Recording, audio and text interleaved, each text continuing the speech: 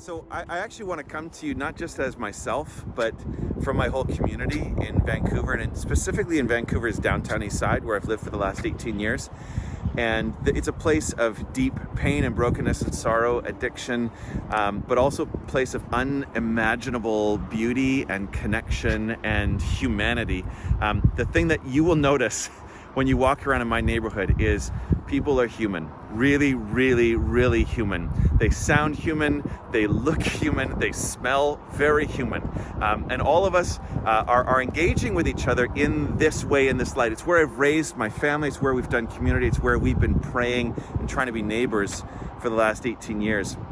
And one of the things that has really buoyed me up and really helped me in these last 2 years, but look, in the last 18 years of hardship in life, is permission to be really, really human. And I know I was trained as a leader in the church, and part of the training that I received was almost an official disconnect from a lot of my humanity, from the ability to be vulnerable, from the ability to express sorrow, express doubt, express pain, express joy, express confusion, to celebrate wildly. A lot of that was kind of described to me in official ways from above and below as kind of inappropriate.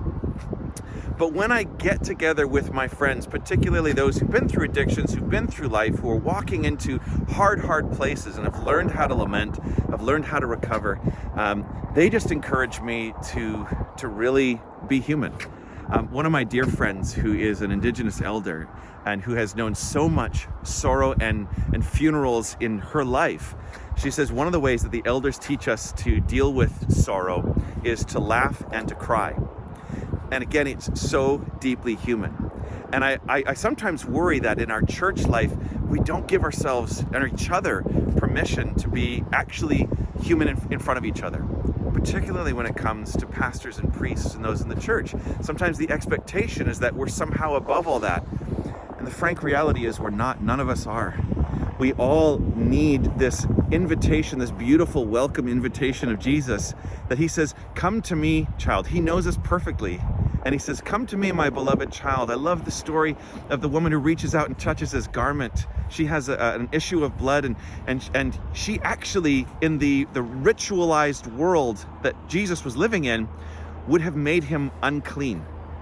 And he turns and she shies away from him because she's so like, I've done something maybe wrong, but she did something deeply human.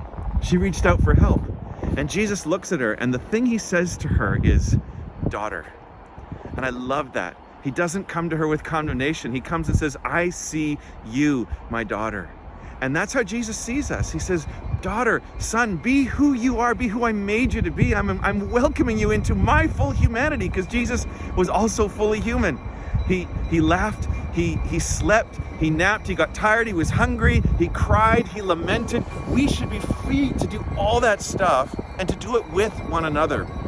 And so our religious expression becomes so much more rich.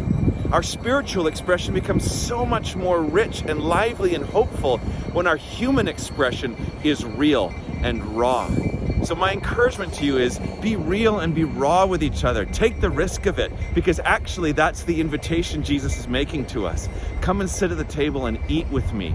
And you will find so much beauty therein when we learn to do that and to really listen to each other in all of our depth, in all of our fears, in all of our pain.